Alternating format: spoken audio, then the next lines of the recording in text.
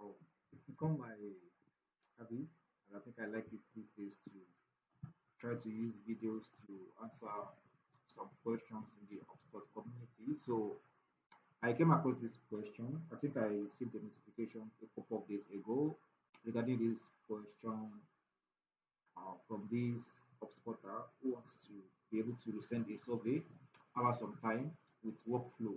So this is the question that says, I need to create a workflow in which trigger is the survey answer, but I need to send the survey after 90 days over and over. So is it possible, and how can that be done?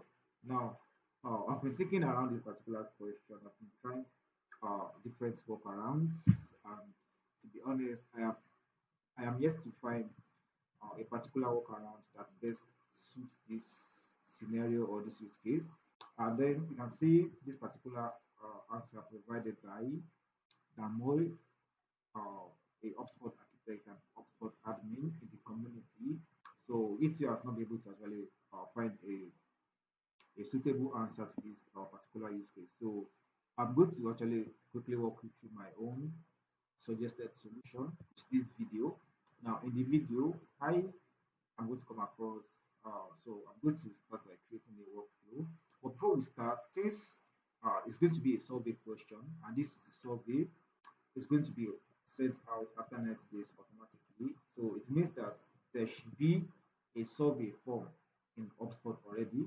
I'm going to assume, and also going to have our automated email that's already been published that we can now use in our workflow. So I'm going to come to this workflow, and then if I click on create workflow, I'm going to start from scratch. So starting from scratch, I want to make this a contact-based workflow. We could have used the schedule option, but you see that we are limited here because we only have daily, we have weekly, we have monthly, and then we have annually. But based according to this user, they want to be able to do this every 90 days. So that's more like a quarterly, which is not available in this workflow schedule. So that's why we're not going to be able to use this particular schedule option for this workflow. So then I tried using a contact-based property, but that could work for properties like birthday or a particular day that's going to also be annually. Because if I'm going to choose a date property, let me say I created a particular property that I called the date picker date. So I want to assign a particular date to this property, and if I choose this property, that means that it can only also occur annually. Just like if you have your birthday and you want to send an automated email to your contacts on their birthdays or stuff like that. So for now, I am thinking that the best option or the best workaround for this is going to be that I have to choose a blank workflow. So I'm going to proceed to next. Now, we have to start by selecting our trigger. But based on this question, we want the trigger to be a survey answer. So I already created a particular form in this HubSpot account, and I also have my automated emails ready. So I can just go back, let me quickly go back and show you. So if I come to marketing emails, so here is my published automated email that I have called a survey email. And then it will also come back again. I want to show you the form that I have created as well. So in this video, we're going to assume that this is the survey form that this user is sending out to their contact, and this is the email through which they are sending out that form. So we need those two. We need the email and we need the form to be able to achieve this goal. So I'm going to go back to this workflow and I'm going to continue editing the workflow. Now I want to set the trigger, and today I've said that the workflow should be triggered based on survey answer. So when I come back to this workflow, let me give it a name quickly. So I'm going to call it survey form, and I want to repeat it every 90 days. So if I want, I can give it a description which is not a must. So this is optional. You can write anything you like here. Anything that will help you remember or that will give a brief overview of what the workflow is all about to your users, to anybody in your HubSpot account. Is what this is all about. So I gave it a name already with some random description. Now let's go and set up our trigger. So if I click on this setup trigger, uh, the trigger should be based on the survey answer. So we have to come to form submissions. I have this form already that I've shown you, don't forget. So this is our survey form. So I want to say that this form should be the trigger for this workflow. So this workflow is going to be triggered by this form being filled out. So contact has filled out this form on edit page because based on the question, they want this to be based on the survey answer. So it means that any contact who has answered this survey has filled out this particular form on any page. So I don't want to refine this by date. If I want, I can say maybe between a particular period of time, or I can do that by refining this workflow by date or this trigger by date. I can also try to refine it by the number of times, but right now I am not interested in any of this. So it's going to be based on any date or based on any number of times. So I'll apply the filter and then I have my trigger. So after the triggers, we want to go to the action. This is where the issue is coming up repeatedly. Now, we could have actually tried to delay until event happens, but then that's not going to actually be what we are trying to look for, what we are trying to achieve. So that's not going to be the best thing for us to do. So one of the best things for us to do right here is to actually delay this by a set amount of time, which is going to be 90 days. So if a particular contact has filled out this form by answering the survey, I want them to be enrolled in this workflow.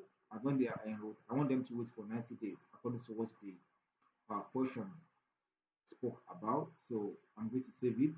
After they waited 90 days, I want to go ahead and then send out survey email, which is going to be my email. Don't forget I said I already prepared a random email for this video. So I'm going to choose this email to be sent out after 90 days. Now this is the issue. They want these things to be recurring.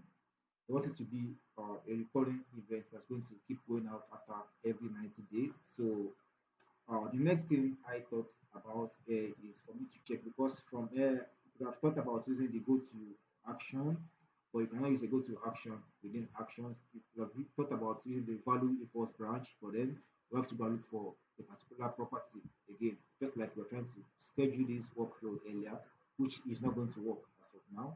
So what I thought of doing is to use the if and then branch. So in my if and then branch, I want to check for some conditions, which is going to be in this particular email. So I want to check if after I have sent this email, don't forget I have set the trigger, I enroll the contact once they have answered this survey, maybe once or twice or three times, whatever. So I want my next conditions for this if then branch to be based on these marketing emails that we have sent after 90 days, the initial or the first email. So I'm going to come to marketing emails, which of the email, this is the email, the particular email, don't forget, I showed you guys here. So I will choose the email to be the survey email. Now, what has happened to this email?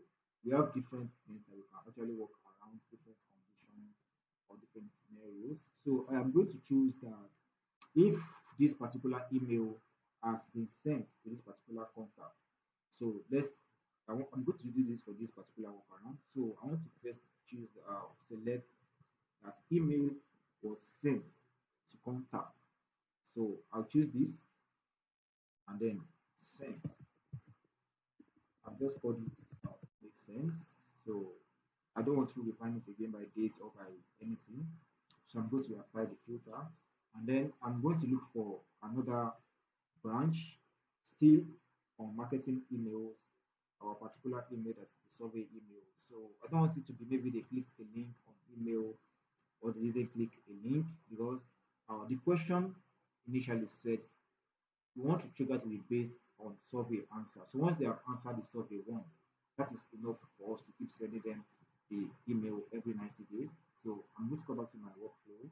So I don't want to choose maybe they clicked on the link. I don't want to choose if they mark it as spam or if they open the email or if they open but they didn't click. So we have several conditions here. But don't forget we have first selected that if they were sent the email. So now we have to look for another condition that's going to be very similar. but still not too similar to the first one. So, and in this case, I want to say that I'm going to choose if it was delivered to the contact. So, email was delivered to the contact or email was sent to the contact. I don't want to use open or clicked or unsubscribed. So, I am taking another thing that I can check here is going to be if the email was delivered. First one was if the email was sent. Now, the next thing I am checking should be if the email was delivered to contact. So, also, I'm not going to define this by anything. So, I apply the filter. So, mail delivered. Now, I'm going to hit save. So, of course, we're going to have three actions. And yes, this is why I like HubSpot AI very much. So between this time and this time, of course, when you send an email, you have to give some time or allow some time for your recipients to either open your email or mark it as spam or unsubscribe or do whatever actions they want to perform with that particular email. So it's just okay for us to actually include some delays before this if and then. So I'm going to add a delay, which I will delay for a certain amount of time again. So I'm going to call this 5 days. So I have delayed this for 5 days. And after 5 days, I have another thing that I want to do. That's going to be that I now have my branches. If they were sent the email, if our email was delivered, or if none was made. So now this might work around from me. I already delayed 5 days for the first email to be checked by HubSpot AI and tell me which of these contacts meets which of these branches. So that means 5 minus 90 based on my calculation. So I'm going to delay for 95 days at this place. Or if I don't want to do that, I can also try to say I want to delay instead of 5 days. I can choose to just delay for 90 days actually. I just thought about that right now. So I've delayed for 90 days so that I can have the action to proceed immediately after this check has been carried out. So I'm going to send them the next email after this. So I want to send email, the same email I want to send them again. So send email. Now this is where the issue comes in. If I also click I want to send them the particular email. I'm going to choose send email. That's the particular email I'm going to send. After that one, then the non-met, I'm also going to choose to send them the email. So send email, which is what I'm also going to do here. So I'm going to choose an email right there. Sorry. So I'll choose this email, save, and I'm going to choose to send it. Now, we want this to be a recurring thing. At this point, I should be able to use some go to other action. So I will come here, I want to go to other action. But this is where the issue comes in. I cannot come and choose any of these guys. The best thing for me to have done would have been if this was possible. I mean, that would have been the best, and this issue would have been solved. But then it's just giving me a tough time, and I think I'm not the only one that's having this issue. That's why I'm making this video. That please, if you take your time to watch the video, and you're your HubSpot admin or your HubSpot architect, and then you think you have, or if you have a better workaround, please do share your ideas or your suggestions so we can actually solve this particular problem in the community. Now, what I'm going to do now is that I'm going to let this guy come here, the survey email, but I won't let it come immediately. So if I choose it to come here, it means I still have to come and do some sort of delay. So I'll come to this guy again, and I am going to delay it for 90 days since we want it to be recurring every 90 days. And then if I also come here, I want to go to other action. So go to other action, but before that, I also want to delay for 90 days, delay for 90 days. So I'm doing this for 90 days again, and after which I'm going to also go to other action. So which other action I want it to come in. Done.